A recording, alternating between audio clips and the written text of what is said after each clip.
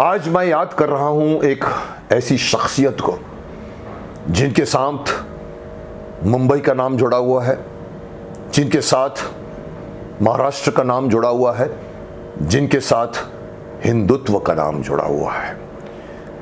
आप शायद समझ गए होंगे मैं बात कर रहा हूं हृदय सम्राट बाला साहब ठाकरे जी की।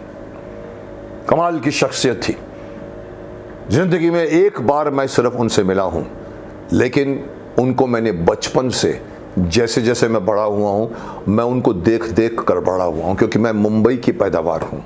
मुंबई का जो मैंने विकास देखा है, मुंबई की जो घटनाएं देखी हैं और कैसे शिवसेना बाला साहब ठाकरे का उस पर कंट्रोल रहता है, ये मेरी आंखों के सामने बचपन से लेके मैं कॉलेज के लाइफ तक मैं देखता रहा हूँ। अगर मुंबई में अगर कोई आदमी अगर अनाउंस कर दे कि कल मुंबई बंद है, बंद करने वाला देखता है शिवसेना इन्वॉल्व है, अगर है चुपचाप नेक्स्ट डे शटर बंद हो जाते थे। लेकिन दूसरी पार्टी अगर अनाउंस कर रही है मुंबई बंद कर देंगे, बहुत लोग अवॉइड करते थे। ये शख्सियत थी उनकी। मैं कहना चाहूँगा कि ज़िंदगी भर उन्होंने कभी भी पद की चाह नहीं की। वो चाहते तो महाराष्ट्र के सीएम बन सकते थे, आसानी से यूं बन सकते थे, लेकिन उन्होंने कभी पद की लालसा नहीं की। कमाल की उनके अंदर एक काबिलियत थी, वो किसी भी प्रॉब्लम को सॉल्व करने की काबिलियत थी। वो कमाल के डिसीजन लेते थे, फास्ट डिसीजन लेते थे। और सबसे जो अच्छी बात मेरे को उनकी जो लगती थी, वो कहते थे गर्व से कहो हम हिंदू हैं, जिसको मैं आज मिस करता हूँ।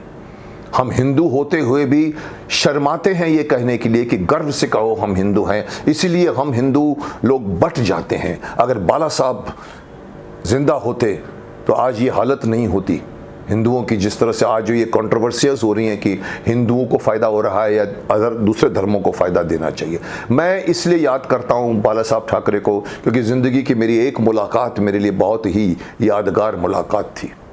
मैं आपको बता दूं, मैं शायद 10 साल 15 साल 20 साल मुझे याद नहीं रहता, हम महाभारत के बाद में मेरे भाई साहब श्री वेद खन्ना जी जो अभी गुजर गए हैं, भगवान उनकी आत्मा को शांति दे, हमने एक सडनली सोचा कि चलो हम छत्रपति शिवाजी बनाते हैं।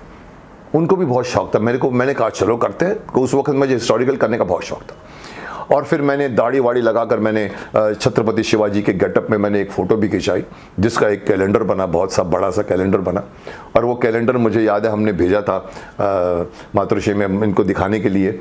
बाला साहब ठाकरे का कमेंट मिला था मेरे को किसी के थ्रू, उन्होंने कहा था फ़ोटो देखकर फ्यूचर में शिवाजी ऐसे ही दिखेंगे।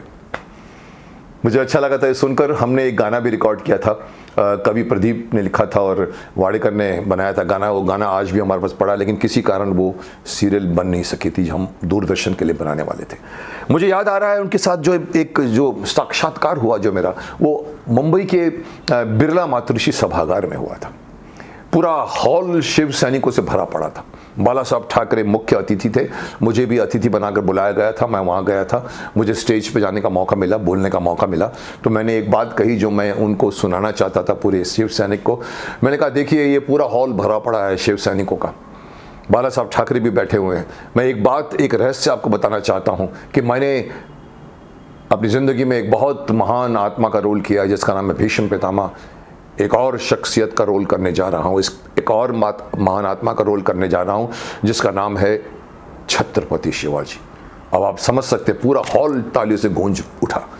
मैं अपनी बात ख़त्म करके जब बाहर निकलने लगा तो बाला साहब ठाकरे को बुलाया ऊपर आने के लिए। तो हम दोनों क्रॉस किए, विंग में आके यहाँ 1 सेकंड हम लोग मिले। मैंने नमस्कार किया, मैंने नमस्कार बाला साहब।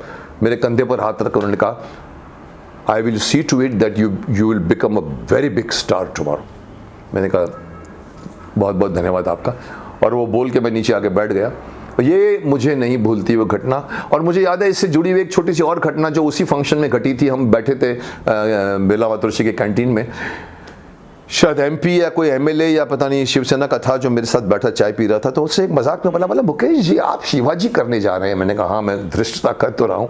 बोला कि शिवाजी आपकी हाइट तो 6 फीट से ज़्यादा है और शिवाजी की हाइट तो कम थी। अब आप जानते हैं मैं धृष्ट हूँ, मेरे यहाँ तक आता मैं रुकता नहीं, सामने कौन बैठा। मैंने कहा देखिए मैं आपकी शिवाजी की हाइट कम नहीं कर रहा हूँ, बढ़ा रहा हूँ। वो हंसने लगे। बाद में हम लोग जब स्टेज पे बैठे, जब सबका स्वागत हो रहा था, तो बाला साहब यहाँ बैठे थे, मैं इस तरफ बैठा था। यहाँ पर एक लेडी बैठी थी जो हमारे साथ कॉलेज में पढ़ा करती थी, गवर्नमेंट लॉ कॉलेज। वो शिवसेना ज्वाइन कर चुकी थी, पॉलिटिक्स में थी। अब बातों बातों में उन्होंने बाला साहब को कहा, साहिब आप मुकेश जी को भी कुछ करिए ना, उनको भी इन्वॉल्व कीजिए ना। और मेरे कान खड़े हो गए। मैंने ऐसे देखा तो बाला साहब ने कहा, अरे रहने दो मुकेश जी को रहने दो, अच्छा कर रहे हैं अपनी कैपेसिटी में। तो मुझे अच्छा भी लगा, मैं खुश भी हुआ, क्योंकि अदरवाइज़ ऐसी जगह पे अगर कोई भी पॉलिटिशियन होता है, कोई भी नेता होता है, तो वो पकड़ लेता, हाँ मुकेश जी ज्वाइन कीजिए हमारी पार्टी को। एक और बात मैं कहना चाहता हूँ कि आज मुंबई मिस कर रहा है उनको।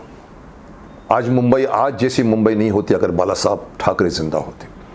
आज मुंबई में ऐसी घटनाएं नहीं घटती जो घट रही अगर बाला साहब जिंदा होते। उनकी अनुपस्थिति में आज जो कुछ भी हो रहा है, पूरी मुंबई याद कर रही है कि काश बाला साहब ठाकरे जिंदा होते, तो आज जो कुछ भी घट रहा है आप लोग देख रहे हो, वो नहीं होता। गॉड उनकी आत्मा को शांति दे। मैं हमेशा से कहूँगा कि देश को आपकी बहुत ज़रूरत थी, आप बहुत जल्दी चले गए। आप रहते तो बहुत कुछ हो सकता था।